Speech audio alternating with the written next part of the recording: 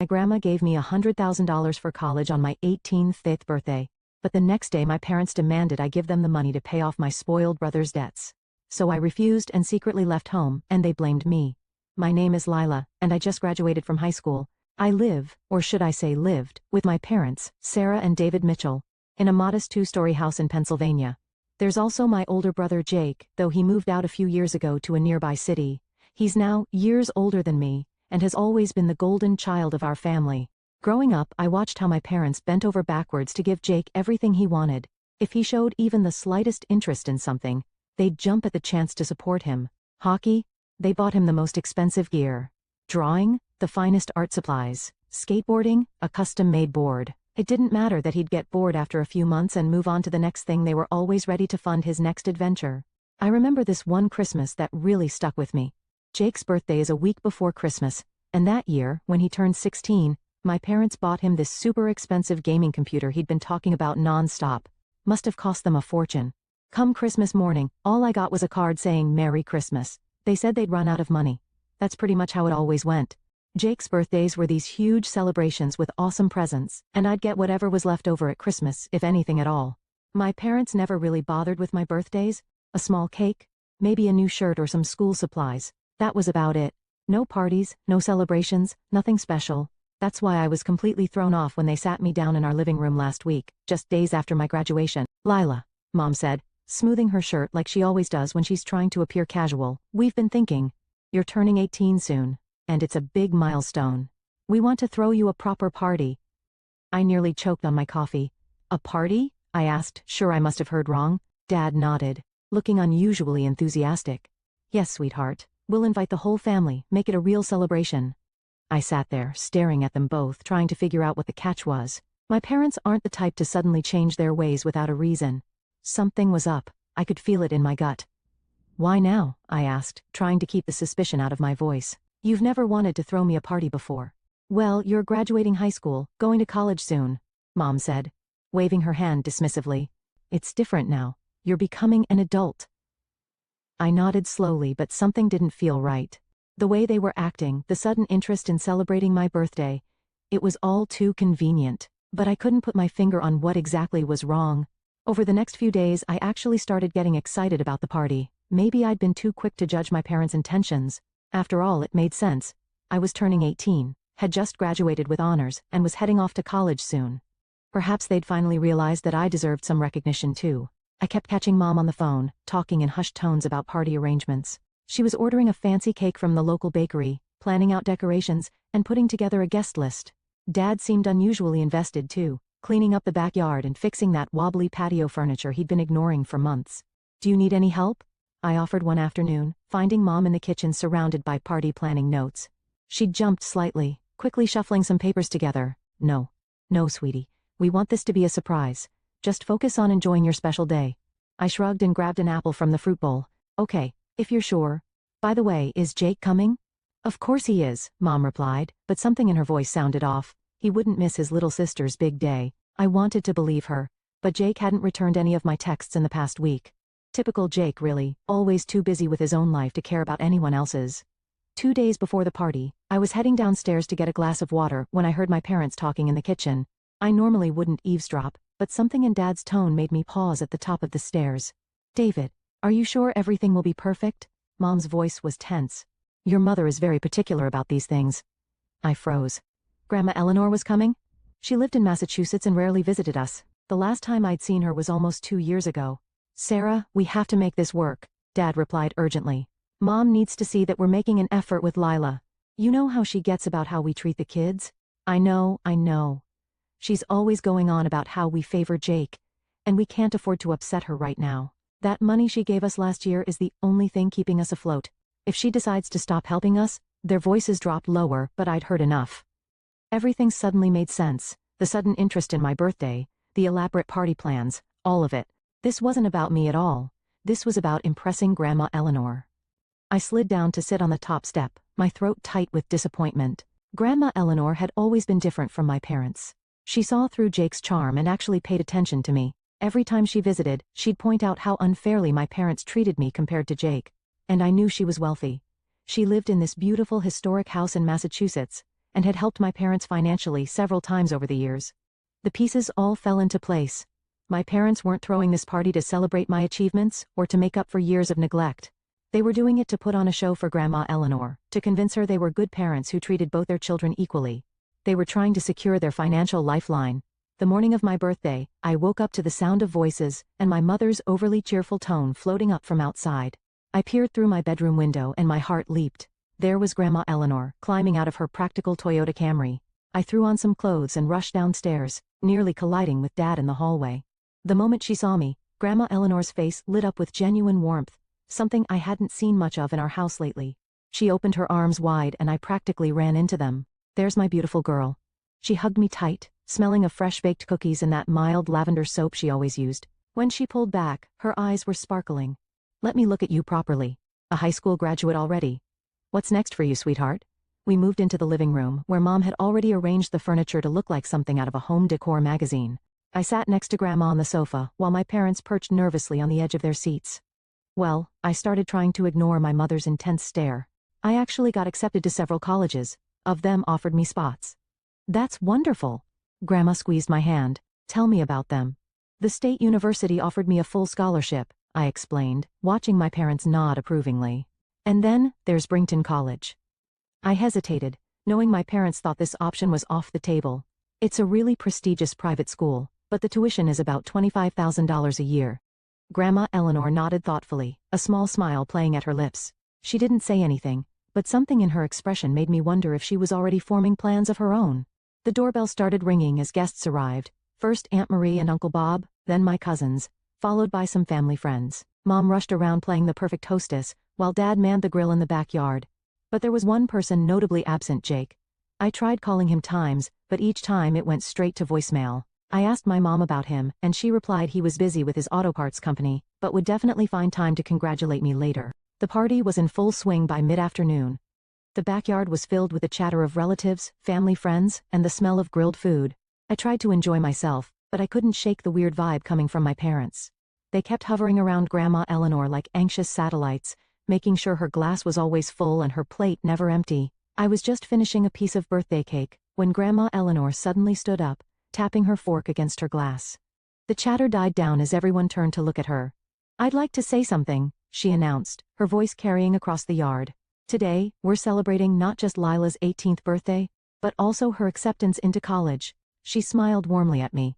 "Lila, honey, I've watched you grow up into an incredible young woman. Unlike some people," she paused meaningfully, "you've always worked hard and never taken anything for granted." My parents shifted uncomfortably in their chairs. I could see Mom's fingers nervously shredding a paper napkin. "When you told me about your acceptance to Brington College," Grandma continued, "I could see how much you wanted to go there, even though you thought it was out of reach." She reached into her purse and pulled out an envelope. "That's why I've decided to give you a special gift." She walked over and handed me the envelope. My hands were shaking as I opened it. Inside was a check. When I saw the amount, I thought I was seeing things wrong. I blinked and looked again. $100,000, Grandma announced to the stunned crowd. "Enough to cover your tuition at Brington College." The silence lasted for about 3 seconds before erupting into chaos. Ed Marie let out a gasp that could have sucked in half the oxygen in the yard. Uncle Bob started clapping and soon everyone joined in. My cousins were whooping and cheering. I just sat there, staring at the check through tears that wouldn't stop falling. This wasn't just money. It was freedom, opportunity, a chance to go to my dream school without drowning in debt. "Grandma," I choked out, standing up to hug her. "I can't believe. Thank you so much." From the corner of my eye I could see my parents. They weren't clapping. Mom's face had gone pale, and Dad looked like he'd been hit with a brick. They were whispering to each other, their heads close together, occasionally shooting glances at the check in my hands. I spent most of the evening talking with Grandma Eleanor. She told me stories about her college days and gave me advice about living on campus. It felt like the first time someone in my family was actually excited about my future. The guests gradually filtered out as evening fell, leaving behind empty plates and half-full cups. Grandma Eleanor decided to spend the night, saying she was too tired to drive home. I helped her set up in our guest room, grateful for a few more hours with her. The next morning, after a quick breakfast, Grandma hugged me tight and headed home, promising to call soon to help me plan for college. I watched her car disappear down the street, still hardly believing what had happened. It wasn't until that evening that Jake finally showed up. He walked in without knocking, looking like he'd been sucking on lemons. His expensive designer clothes were wrinkled, and dark circles shadowed his eyes. "Happy birthday, sis," he mumbled, not quite meeting my eyes. No hug, no card, not even a token gift. He headed straight for the kitchen where our parents were, leaving me standing in the hallway. That evening, the atmosphere at the dinner table was so thick you could cut it with a knife. Jake sat across from me, slouched in his chair and playing with his phone. Dad cleared his throat several times before finally speaking. "Lila, honey, we need to have a serious family discussion," he began, setting down his fork. "Your brother's been going through a difficult time. His auto parts business, well, things haven't been going as planned." Jake suddenly looked up from his phone, his face drawn. "The banks are breathing down my neck," he muttered. "I took out some loans to expand the business, but the market crashed, and now they want their money back." I couldn't help but scoff. "Really? Because your Instagram shows you vacationing in Hawaii just last month, with different girls in every photo, by the way." "Stay out of my social media," Jake snapped, his face reddening. "That's none of your business. Calm down, both of you." Dad interrupted. "Lila, this is serious. Your brother could lose everything." I pushed my plate away, my appetite gone. "What does any of this have to do with me?" Mom and Dad exchanged one of their loaded looks, the kind that made it clear they'd rehearsed this conversation. "Well, sweetheart," Mom said, her voice honey-sweet. "Family always helps family. That's what we've always taught you, right?" My blood ran cold as I started to understand where this was going. "We think," Dad continued, "that the money Grandma gave you could really help Jake out of this situation." I stared at them in disbelief. "You want me to give Jake my college money?" "It makes perfect sense," Jake chimed in, suddenly animated. "My business is established. It's more important than some college degree you might not even use." "That money is for my education," I protested, my voice rising. "Grandma gave it to me specifically for Brington." "You got a full ride to state," Mom countered. "You can still go to college, but Jake needs this money now." "No." The word came out firm and clear. "That money is mine. Grandma gave it to me." The change in their faces was instant. Dad exploded out of his chair, his hand clamping around my wrist like a vice. He yanked me away from the table, ignoring my cry of pain.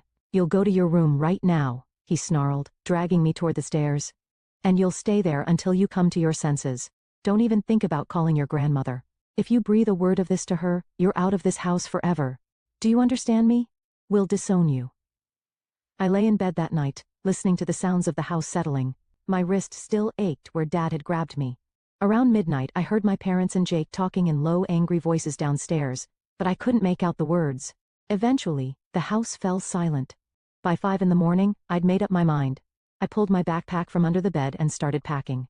Documents first: birth certificate, social security card, high school diploma. My laptop went in next, then some clothes and toiletries. I checked my wallet. I had about $300 saved up from my part-time job at the library. The check from Grandma was safely tucked into a book I kept on my nightstand. I added it to my documents, double-checking that everything important was secure. Moving like a ghost, I crept down the stairs, avoiding the third step that always creaked. The house was dark and quiet, except for Dad's snoring from the master bedroom. I grabbed my phone charger from the living room and some granola bars from the kitchen. The morning air was cool as I slipped out the back door. I didn't look back. At the train station, my phone started buzzing. Mom's face flashed on the screen. I declined the call, then one from Jake declined. "Dad, declined." Messages started flooding in. "Where are you? Come home right now. You're being ridiculous. Think about your brother. If you don't come back immediately, you'll regret it." I turned off notifications and bought a ticket to Massachusetts. The train wouldn't leave for another hour, so I sat in the station's cafe, my backpack clutched tight against my chest, jumping at every sound. It was late afternoon when I finally reached Grandma Eleanor's house. She opened the door and her eyes went wide with surprise. "Lila? What on earth?" She ushered me inside. "Your father called me this morning. He said you'd run off with some boy, that you were planning to waste the college money on parties, and that's a lie."